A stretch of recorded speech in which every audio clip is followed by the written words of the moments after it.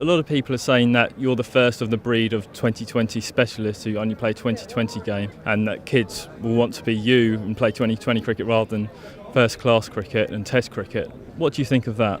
It's good that obviously the kids looking up to me, and it's obviously don't just want people playing 2020 cricket. I'm trying to make my name for myself one day, and 4-day cricket.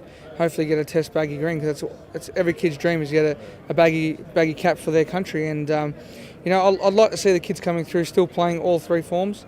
You don't want the older generation that's past come out and criticise us for just wanting to play the 2020 game and just one-day cricket, because we are busting our backsides to play all forms, and obviously if we're not scoring runs we're not going to get selected, so we only have that form to play. And if I'm going to make a career of myself playing 2020 cricket, I'm going to be satisfied with what I've done, but I won't be fully satisfied unless I've achieved the goals that I wanted. I'm going to keep pursuing what I've always wanted to do, and that's what I'm going to do. So you don't think there's a future for 2020 specialist players who only concentrate on that form of the game? Well, if the person wants to concentrate on 2020 cricket, definitely you can be freelance and play all different countries and all the different 2020 competitions, but that's entirely up to the person themselves, and it's up to them how they go about it. If they want to do it, good on them. If they don't have ambitions to go on, or they think it's an easy option to play 2020 cricket, then that's up to them. But personally, I love to play all three. As you alluded to there, you have had a taste of the one-day team. Does that make you hungrier to get in the World Cup squad? Yeah, it does, definitely. Obviously, the time that I came in, there was all 2020 mode and a lot of media hype and stuff around myself, and I just thought I had to keep going harder and harder, and I knew it wasn't the way I wanted to play, and it's not how I play in the one-day game. But obviously I've got to try and work hard and score runs again. Do you think, having played in India in the IPL, that will help your chances because you know the track?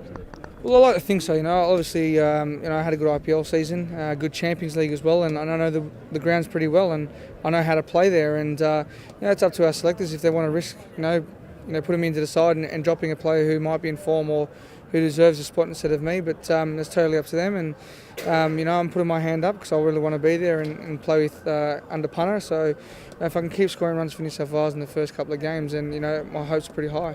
When you're with the Aussie camp, do they ask you about people like Morgan and of course Stephen Finn, who they haven't played against yet? There's little questions, about what they've been doing, what their training habits are and stuff like that. And it is good to give information, obviously, because it's my home country and stuff. And I haven't seen Finney bowl much, but he's going well at the moment. He's at his prime, and it's actually disappointing to see that he's been rubbed out for the last 6 weeks when a guy of his age is coming through and bowling well, taking wickets.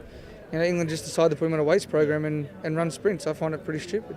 I mean, what do you think of that? He's spending all summer in the gym when he could be bowling for Middlesex. I'm sure he'd rather be bowling for Middlesex. Well, I might as well just wrap him up in cotton wool and not do anything, because obviously if you're doing weights and you come out to the game, he might be bowling 3 overs a day or something by himself, but it's not game scenario. This is perfect game scenario for him to come out and play, and I'm pretty sure he wants to play as well. So I just find it ridiculous what the ECB are doing.